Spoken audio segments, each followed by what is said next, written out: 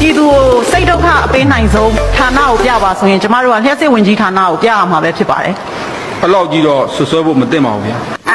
ပြတ်သွားပြန်ပြီကွာ။